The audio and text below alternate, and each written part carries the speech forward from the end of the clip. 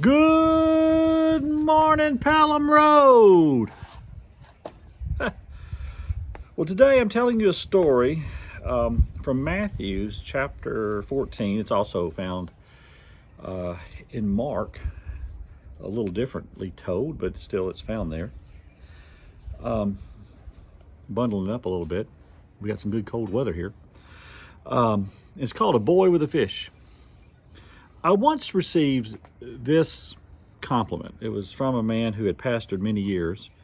And after hearing me preach, he said, "Some people quote the scripture, the entire sermon, and never say anything biblical, while others hardly glance at the Bible, and the truth of the Bible oozes from their speech." I'm assuming, this might be a big assumption, but I'm assuming he was counting me in that second group. If you're having a hard time with that quote, here's the translation. Some people know where to go, and other people know how to get there. Now today, I'm using scripture, but I'm preparing you. I'm not going to be saying what has always been said. Now that doesn't make me right. Let's be honest. That doesn't make me right. But it doesn't make me wrong either. Just because it's new and you hadn't thought of it before doesn't mean I'm wrong. Jesus tells this crowd to take a seat. He's been teaching and preaching for a while, 70 times 7, forgive, give, and it will be given to you. To much who has been given, much is expected. You know the curriculum. Turn the other cheek. Jesus doesn't want to send everybody away. He thinks they're going to be hungry. But the disciples tell him there's not much in the way of food. There's a guy here who has some fish and some bread, but that's about it. But I want you to think with me, these people that Jesus is speaking to, they're not dumb, are they? Just because they are from another day doesn't mean that they did not have the gift of thinking ahead. And if you and I were going to be gone for a day, we would either bring some money so that we could buy some food, or we would make plans by bringing some food. Right? I mean, if we were going to be gone for a day, we'd either have money in our pocket to buy lunch, or we would take some food with us. And in a day when you couldn't find an Outback on every corner, or a Starbucks, or a Chick-fil-A, I imagine these folks packed away a little food.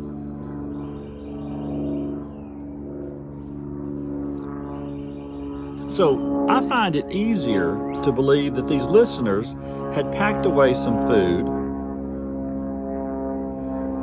I find that pretty easy to believe. Now I know you're saying to yourself, well, there was just that one guy who confessed to having the fish and the loaves. Yeah, one guy confessed to having it. That's true. And I know you want a miracle here, but hold on a second. There's a lot of different kinds of miracles. Everybody, as they settle down, they take their seats, they begin to look into their bags and realize that most of them only have food for themselves. So when the disciples start asking around for food, I think they probably tell the truth. We don't have any extra. We got some olives, but we got some cheese and some bread, but we ain't got nothing else. I think they just keep it to themselves, what they have. Wouldn't that be what would be human nature? If you felt like there was a fixed amount of food, wouldn't you want to just kind of hold on to what little you had?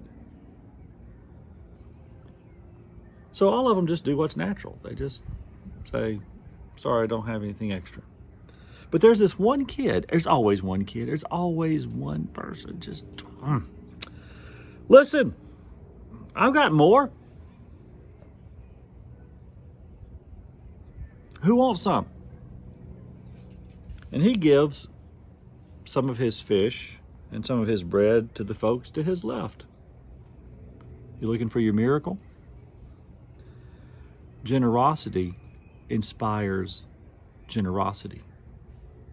Scarcity inspires scarcity. So the girl that is sitting behind him realizes that she's got over a dozen dates. So she hands the woman to her right 3.